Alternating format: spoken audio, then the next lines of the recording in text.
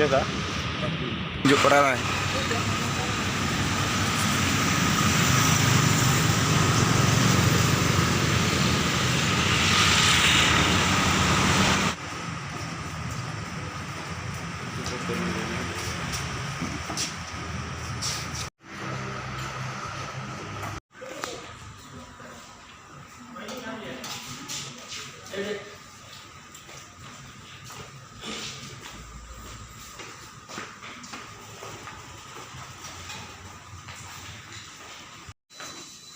Saya kan peternakan.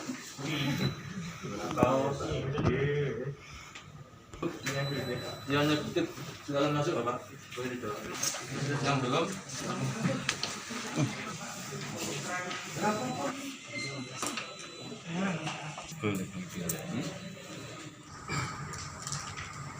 Majelis. Kalau perkenalkan kami pertama saya sendiri Ideal Yanto Sarjana Pelaku Kuasa Hukum. Istilah diri kami adalah admin pelapor. Terima kasih. Kalau anggaran ini 22 bukan anggaran dan satu tidak diregistrasikan karena tidak terpenuhi syarat. Terkait dugaan yang kedua adalah terkait dengan pengaduan yang diduga kabur atau obscure labor. Karena yang pertama, pengadu mendalilkan pasal 73A Jo pasal 187 Undang-Undang tentang Pemilihan Gubernur, Bupati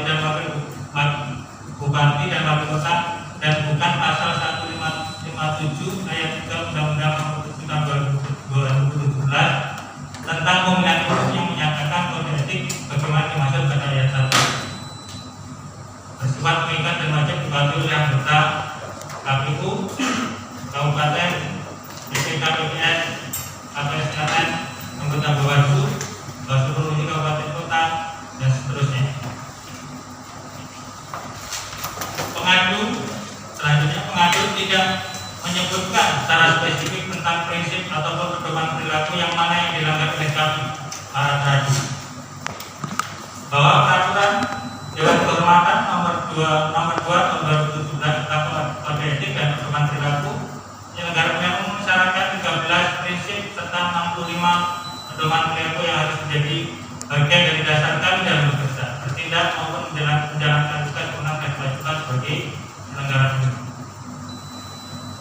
Bahwa pengadu di dalam pengaduannya tidak menyebutkan satupun dari sekian banyak prinsip atau pedoman perilaku yang dilanggar oleh kami Bawaslu Kabupaten Ponorogo. Yang ketiga, bahwa pengadu tidak secara detail menyebutkan khususnya nama pelapor dan laporan yang didalilkan. Satu, bahwa 2 dari 10 laporan sebagaimana dimasukkan dalam laporan di atas tidak disebutkan pelapornya. 2, bahwa laporan sebagaimana dimaksud pada angka 1 di atas adalah laporan nomor 020-PL dan seterusnya. B, laporan nomor 12-PL-PP Kabupaten dan seterusnya. D, bahwa pengadu mendalilkan laporan dengan nomor register yang tidak kami miliki. 1, bahwa pengadu mendalilkan laporan dengan nomor 004-PL dan seterusnya atas nama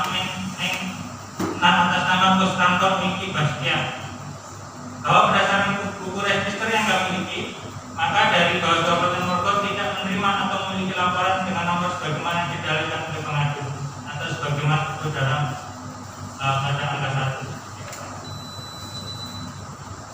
E, bahwa pengadu mendalilkan laporan yang tidak kami kenali. Bahwa pengadu 1, bahwa pengadu mendalilkan laporan dengan nomor 019-PL Kabupaten dan seterusnya atas nama NI Dian Tari Ningsing. 2, bahwa pengadu mendalilkan laporan dengan nomor 022-PL-EB dan seterusnya atas nama Kusnanto. 3, bahwa pengadu mendalilkan laporan dengan nomor 029-PL dan seterusnya atas nama NI Dian Tari Ningsing. 4, bahwa berdasarkan buku register yang kami miliki, maka kami dari Bawaslu Kabupaten Ponorogo tidak menerima atau memiliki laporan dengan nama-nama pelapor sebagaimana didalilkan oleh pengadu sebagaimana tersebut pada angka 1 ya. 4. Bahwa pengajuan aku patut diduga di luar kewenangan dari Dewan Kehormatan atau DKPU.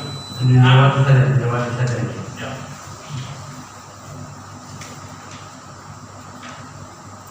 Dalam pokok aduan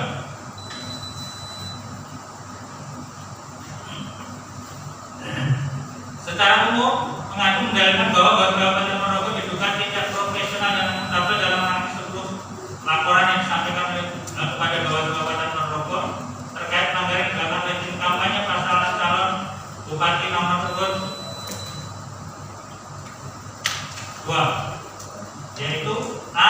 Laporan nomor 019 dari dibacakan. bahwa 2 dari 10 laporan sebagaimana dimaksudkan dalam proses tidak disebutkan lapornya. Bahwa kami Bawaslu Kabupaten Ponorogo sebagaimana sudah kami dalilkan pada huruf A ketika huruf C di atas tidak memiliki laporan dengan nomor penting dan Kusnanto. 3. Bahwa jika pengadu mendalilkan adanya pembiaran terhadap tangan atas praktek money politik melalui kesempatan ini izinkan kami sampaikan. Bahwa dari pengaduan ini tidak benar, bahkan cenderung menyesatkan di mana 1. Bahwa tersebut bukan merupakan money politik melainkan pelanggaran administrasi dengan kampanye tanpa sertifikat. 2. Bahwa dari Bawaslu Kabupaten Ponorogo telah menangani dugaan pelanggaran tersebut dengan nomor register 24-REK-AP-DP Ponorogo dan seterusnya, dan nomor register 29-REK-AP-DP dan seterusnya. Bahwa terkait dengan nomor register 24 dan seterusnya, nomor 1 bahwa pada hari Rabu tanggal 2 Desember tahun 2020 pukul 23:58 WIB kami dari Bawaslu Kabupaten Ponorogo menerima laporan dari Saudara Didi Arianto terkait dengan dugaan pelanggaran kampanye tanpa izin STTPK di Kecamatan Jambon, Rumah Bayang Parno dengan tidak menyertakan bukti PT 4.1 sampai T4.4. 2. Bahwa segera setelah menerima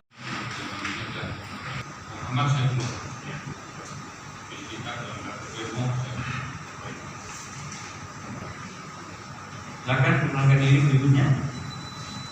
Yang mulia, nama saya sebelum mengenal Bapak SPD MSI Misteri Cahyo Wiono, SHMK dari Polres Ponorogo, jabatan di Polres Nanti 2 Satreskrim. Terheran-heran di luar konteks pemilihan umum, di luar konteks pelaksanaan pilkada, proses itu tetap berjalan. Satu contoh, pada saat itu kami melaporkan masalah PEN, di mana bupati petahana di dalam aturannya 6 bulan sebelum pendaftaran atau pencalonan tidak boleh melakukan kebijakan-kebijakan, mengambil satu kebijakan. Tapi fakta di lapangan bahwa mereka mengajukan pinjaman sebesar 200 miliar, dan itu pun ditindaklanjuti dengan lelang proyek. Ada 3 PT yang telah mengambil dan akhirnya dibatalkan karena mencuat di permukaan, yang akhirnya berbuntut panjang menjadi gugatan di PT UN. Fakta real. Tapi di dalam pelaksanaan konteks pilkada, Bawaslu sama sekali seperti apa yang saya sampaikan, bahwa tidak cukup bukti, tidak cukup alat bukti dan lain sebagainya.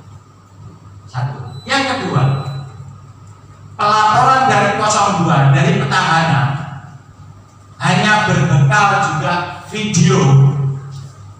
Kami membawa videonya, mohon nanti ditunjukkan atau diputar, bisa. Itu diproses sampai persidangan. ada putusan pengadilan. Itu laporan dari petahana.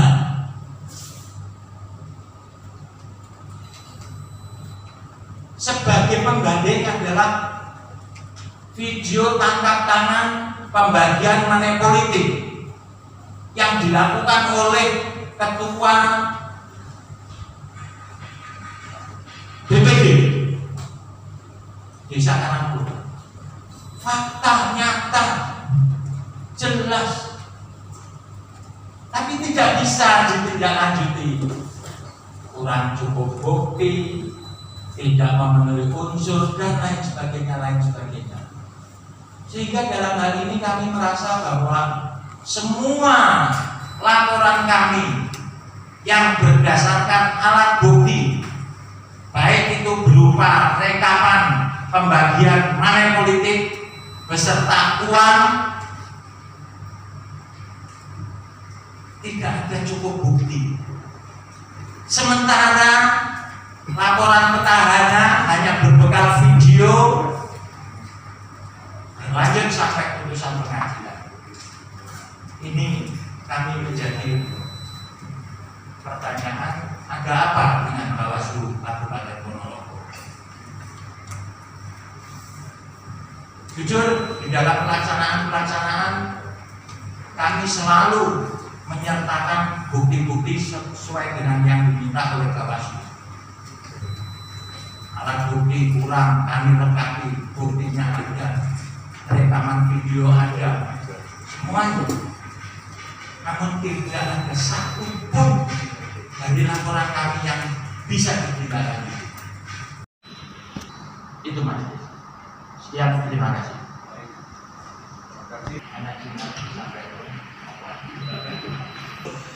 Bawaslu nanti jam 2 malam. Kalau tidak nanti saya saksi bisa datang. Bukan Bawaslu Ponorogo karena tidak betul. Nah, kita mengadu ini saat ya dengan penyerahan.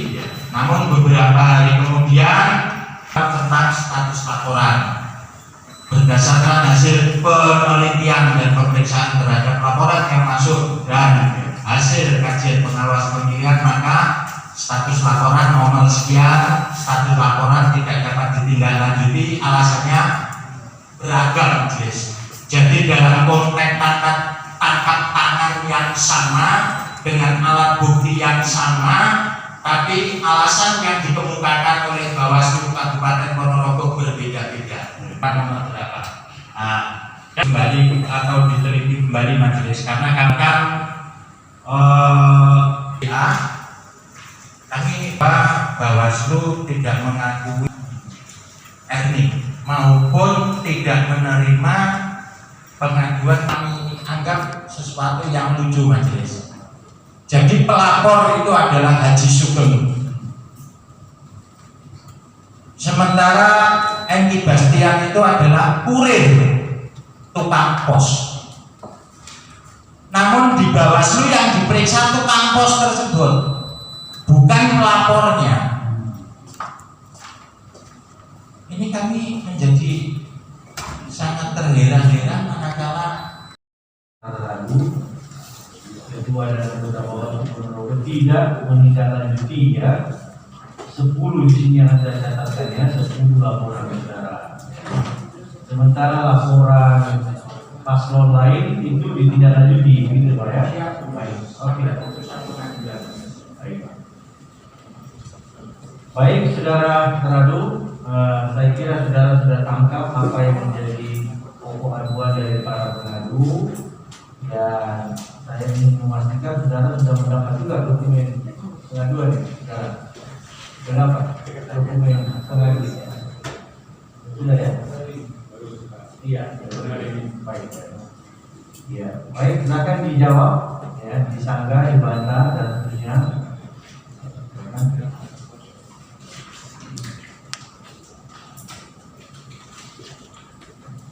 Mohon izin yang mulia, jadi saya sudah berkesimpulan yang sudah terjadi juga ya bisa dan ada juga di dalam masyarakat.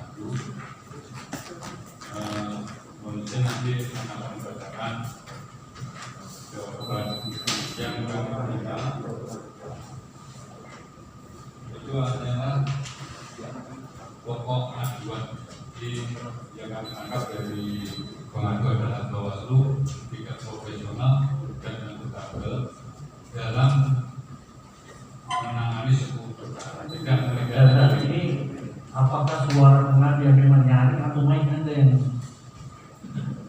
berbeda? Artinya masyarakat penjelasannya.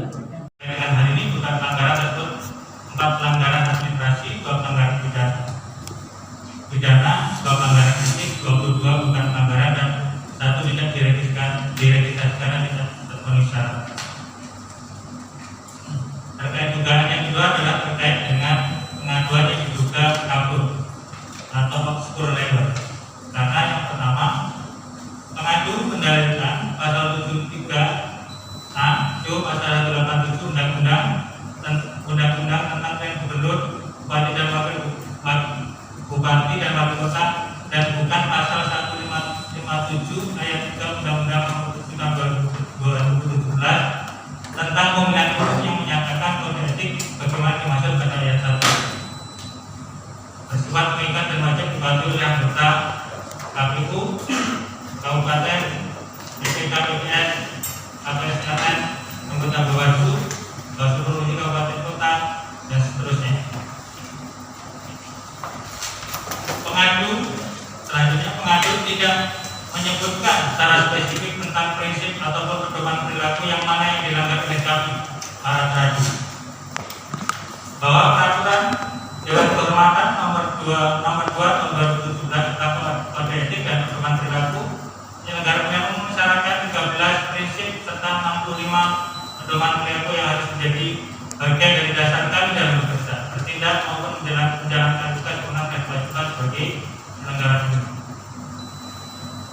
Bahwa pengadu di dalam pengaduannya tidak menyebutkan satupun dari sekian banyak prinsip atau pedoman perilaku yang dilanggar oleh kami Bawaslu Kabupaten Ponorogo. Yang ketiga, bahwa pengadu tidak secara detail menyebutkan khususnya nama pelapor dan laporan yang didalilkan. Satu, bahwa 2 dari 10 laporan sebagaimana dimasukkan dalam laporan di atas tidak disebutkan pelapornya.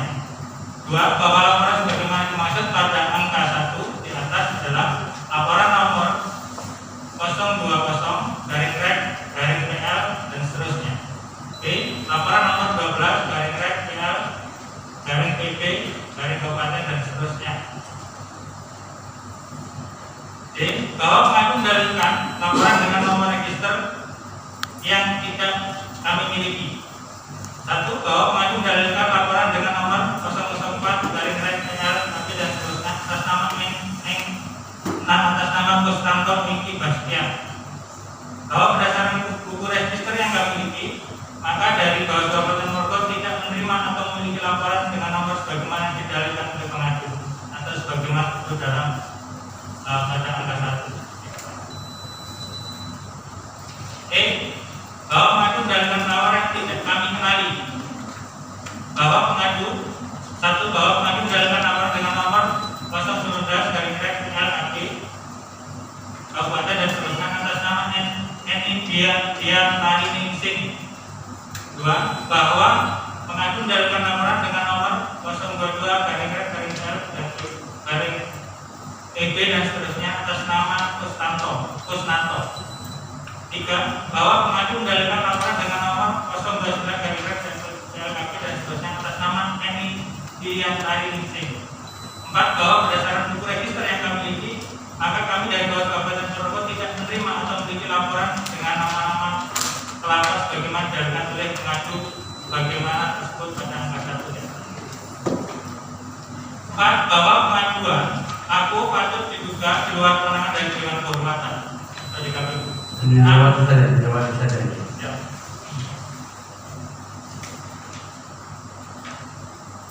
Dalam pokok aduan,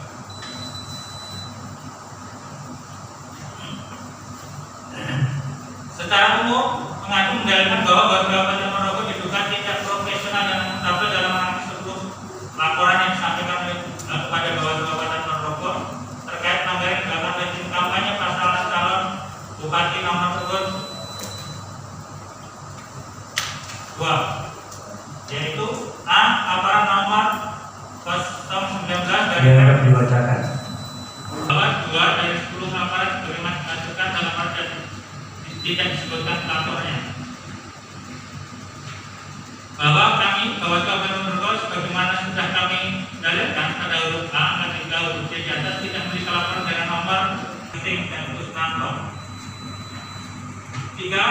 Bahwa di dalam pengaduan dalilkan adanya pembiaran terhadap tangan atas praktek money politik melalui kesempatan ini izinkan kami sampaikan. Bahwa dalil pengaduan ini tidak benar, bahkan cenderung menyesatkan di mana 1. Bahwa tersebut bukan merupakan money politik melainkan pelanggaran administrasi dengan kampanye tanpa sertifikat. 2. Bahwa dari bawah Kabupaten Ponorogo telah menangani dugaan pelanggaran tersebut dengan nomor register 24/REK/AP/PB/Kabupaten Ponorogo dan seterusnya, dan nomor register 29/REK/AP/PB/Kabupaten dan seterusnya. Bahwa terkait dengan nomor register 24 dan seterusnya, nomor 1, bahwa pada hari Rabu tanggal 2 Desember tahun 2020 pukul 23:58 WIB kami dari Kabupaten Ponorogo menerima laporan dari saudara Didi Arianto terkait dengan dugaan pelanggaran kampanye tanpa izin STTK di Kecamatan Jambon, Rumah Bayang Parno dengan tidak menyertakan bukti T4.1 sampai T4.4. 2. Bahwa segera setelah menerima terkait dengan unsur pidananya. Dari ke-10 laporan ini memang dari hasil pembahasan di Bakumdu tidak terbukti seperti apa yang disampaikan oleh pengaduan. Sebelumnya masuk ke Bakumdu. Yang 2 tidak, karena di situ pelanggaran administrasi sama kode etik. Bagaimana coba jelaskan dulu kepada pengadu khususnya dan masyarakat mekanisme Anda menangani pelanggaran laporan. Jadi kalau kita menangani laporan sesuai dengan Bawaslu tahun 2020 ya, bahwa pelapor menyampaikan laporan mengisi formulir laporan yang disediakan di sekretariat, yaitu formulir A1. Setelah itu pelapor dikasih namanya tanda bukti laporan. Setelah itu kita lakukan, maka kita lakukan kajian awal untuk terpenuhan syarat formil dan syarat material. Ketika sudah jadi syarat register berdasarkan hasil pleno, namun ketika syarat formil dan material ini belum tercukupi, maka kita sampaikan yaitu syarat perbaikan kepada pelapor untuk memperbaiki laporannya. Setelah kita lakukan register, maka kalau ini ada dugaan pidananya, maka 1 kali 24 jam kita lakukan pembahasan pertama bersama Bakumdu. Dalam rangka rekomendasi pembahasan pertama inilah kita melakukan pengkajian yang termasuk menghadirkan saksi, pelapor ataupun ahli dan juga pelapor atau pihak terkait, intinya untuk menunjang dalam rangka pemenuhan unsur-unsur dalam proses penanganan pelanggaran tindak pidana. Laporan dari yang diregister nomor sekian ini terkena unsur dugaan pelanggaran pidana atau tidak. Ini kita sampaikan atau kita tidak lanjuti ke tahap penyidikan dengan kita menyampaikan penerusan ke SPKT kepolisian. Dan mohon izin ketika tadi pelapor menyampaikan apa ini paslon 1 tidak ada yang masuk, mengulang dari tadi setelah kita melakukan pembahasan di Bakumdu, maka kalau tidak terpenuhi atau hasilnya seperti apa pasti kita sampaikan kepada pihak pelapor dan keterpenuhan status laporan yang disampaikan oleh pelapor seperti itu. Jadi kesaksian dari pelapor, kebetulan saksi pelapor ini yang hanya melihat video. Kebetulan terus yang kita lakukan bahwa dalam pelanggaran tentunya yang ini dimaksud dalam kebencian, kita bisa menghadirkan saksi yang di lokasi saat peristiwa ujaran kebencian tersebut yang kebetulan ini masuk di tahap penyidikan. Dari proses itu kita bisa mendapatkan saksi langsung yang melihat, mendengar dan mengetahui, dan juga di situ unsur kampanyenya terpenuhi karena di situ satu pertama dihadiri pasangan calon. Di situ ada rangkaian penyampaian visi program dan penyebaran berita dan pemasangan APK. Maka di situ dapat kita buktikan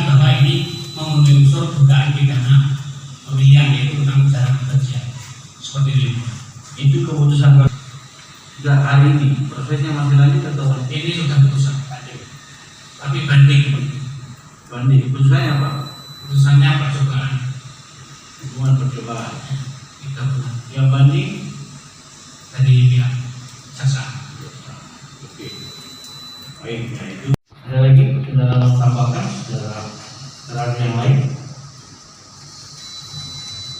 yang menambahkannya. Pengadu adalah Haji Sugeng Haryono. Ini bukti laporannya. ini nomor berapa ini? Ini nomor 0. Anda bilang tadi ini kan tidak ada nomor, memang begini ya? Menurut peraturan Bawaslu kalau ada laporan masuk, ini yang diberikan ke pelapor, seperti itu, tidak pakai nomor. Nah, setelah diregister disampaikan ke pelapor.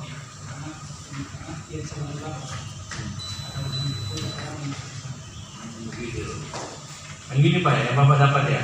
Ya, Setelah melapor. Semuanya begini bentuknya? semuanya semacam itu, dan ini setelah melalui proses kajian, kami baru mengetahui bahwa nomor aduan kami nomor sekian itu berdasarkan pengantar pemberitahuan status laporan. Status laporan itu apakah diterima atau ditolak. Nah, itu kami baru mengetahui, oh laporan kami di daerah itu dengan nomor register sekian. Tapi sebelumnya pada saat itu tidak ada sama sekali.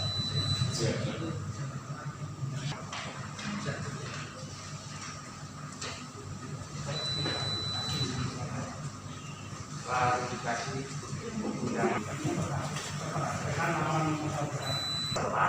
setelah kami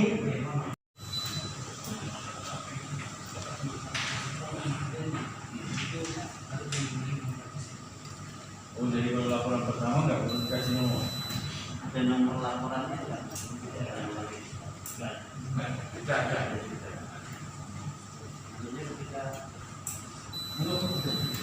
Ya, saya juga tertarik saya mau. Ya.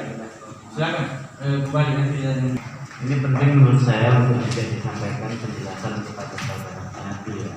Jadi sesuai dengan pengaturan di dalam regulasi pengawasan, ketika seorang warga atau peserta menyampaikan laporan itu dicatatkan untuk pertama kali pintu masuknya itu, mungkin kalau register harus melalui pleno, tapi setidak-tidaknya dicatatkan di buku tamuka atau dicatatkan ada sistem administrasi untuk menerima laporan itu, yang intinya ada identifikasi awal secara administratif. Itu gimana? Jadikan sebagai jenis pelanggaran administrasi. Selain itu, atas pelanggaran tersebut kita sudah tidak lanjut atas pelanggaran administrasi tanpa STPK itu merujuk Yang bagi uang aja. dulu. Ya, kalau ada yang bagi uang itu. Atas bagi uang itu kita mengklarifikasi pihak pelapor, ya, pihak pelapor tentang kejadian tersebut. Tapi untuk pihak pelapor ya, tidak ada yang bisa dihadirkan, dan itu sampai undangan 2 kali ya Pak. Ya, yang kita bisa hadirkan adalah dari pengawas dalam kejadian tersebut tidak bisa menyaksikan bahwa kegiatan itu adalah bagi-bagi. Yang kuat yang dilakukan, yang disampaikan oleh pihak yang dilaporkan ya, untuk menyatakan dia memang tidak melakukan kegiatan itu, sementara Anda pegang video ya, Anda pegang video, ada klarifikasi dari saudara pengadu yang pada saat itu menjadi pelapor ya, dengan saksi. Jadi saksinya pun juga saksi yang fakta ya, melihat secara langsung. Yang Anda klarifikasi itu untuk membuktikan bahwa dia tidak melakukan hal seperti yang dilaporkan itu, apa yang mendukungnya? Apakah cukup hanya sekedar dia mengatakan enggak, saya enggak kampanye itu gitu, terus Anda sebutkan oh berarti bukan kampanye gitu? Apakah cukup? Kan enggak kan? Apa yang menjadi landasan Anda kuat bahwa itu memang bukan kampanye dan yang diklarifikasi itu memang betul-betul tidak melakukan hal yang seperti dilaporkan oleh saudara pengadu? Bisa Anda sampaikan hasil klarifikasinya? Terima kasih yang mulia. Jadi dapat kami sampaikan kembali bahwa intinya terlapor ini sudah memberikan keterangan melalui Zoom. Nah, dari situ dia mengakui bahwa kegiatan itu adalah bukan kegiatan kampanye, tapi adalah pengkaderan. Pengkaderan. Dia bisa membuktikan siapa saja kader-kadernya itu. Ya belum mengarah ke situ, belum kita dapat membuktikan ke situ. Harusnya kalau memang pengkaderan berarti masuk dalam struktur tim kalau gitu ya. Yang dia kader itu, dia bukan kader masyarakat umum kan? Bukan kan pasti ya?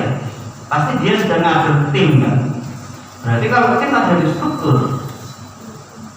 Dan namun di situ tidak, dia bukan menjadi tim kampanye. Dia bukan tim kampanye, ngatur siapa ya? Untuk apa pengkaderan? Pengkaderan itu kan di situ keterangan pelapor ini bahwa kalau yang kader yang dia kan itu bukan dia sendiri, tapi orang lain. Dia simpatisan, sukarelawan. Ya. Tapi yang saat membagikan uang memang ya benar itu, cuma di situ dia Ya, kan itu yang membagikan uang